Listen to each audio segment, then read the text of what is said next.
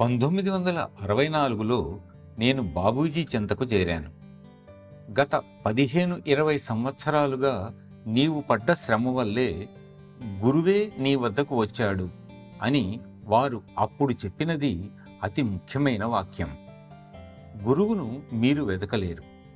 మీరు సిద్ధంగా ఉన్నప్పుడు గురువే మీ గుమ్మంలోకి వస్తారు. మరి మీలో ఏమైనా మార్పు వచ్చిందా అని ఎవరైనా అడిగితే అది మీకే తెలియాలి అంటాను.